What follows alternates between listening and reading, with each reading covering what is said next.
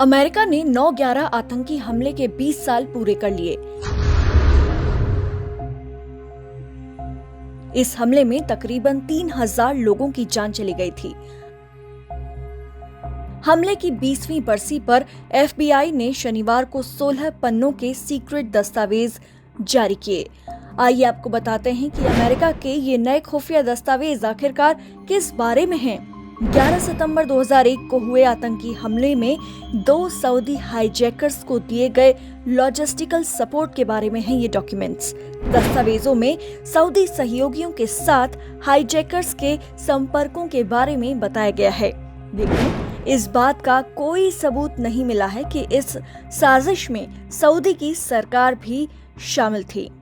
हमलों की 20वीं बरसी पर ये दस्तावेज जारी किए गए हैं, जो कि पहले खोजी रिकॉर्ड हैं। अमेरिकी राष्ट्रपति जो बाइडेन ने उन चीजों की समीक्षा करने का आदेश दिया था जो कई सालों से सार्वजनिक दृष्टि के बाहर हैं। बाइडेन पर पिछले कुछ समय से 9/11 के पीड़ित परिवारों ने दबाव बनाया था। न्यूयॉर्क के मुकदमे को लेकर लंबे समय से रिकॉर्ड की मांग की जा रही थी। आरोप लगाया गया था कि हमले में सऊदी के वरिष्ठ अधिकारी भी शामिल थे।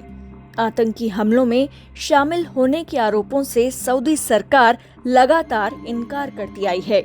वॉशिंगटन में मौजूद सऊदी दूतावास ने कहा, सऊदी के खिलाफ लग रहे निराधार आरोपों को पूरी तरीके से खत्म करने के लिए सभी रिकॉर्ड्स को पूरी तरीके से सामने लाने का हम समर्थन करते हैं। सऊदी अरब पर मिलीभगत का कोई भी आरोप स्पष्ट रूप से झूठा है।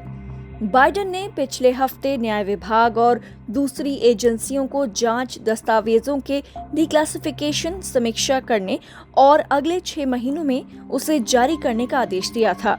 न्यूयॉर्क, पेंसिल्वेनिया और उत्तरी वर्जीनिया में 11 सितंबर के स्मारक कार्यक्रमों में बाइडेन के भाग लेने के कुछ घंटों के बाद शनिवार की रात को 16 पन्ने जारी किए गए।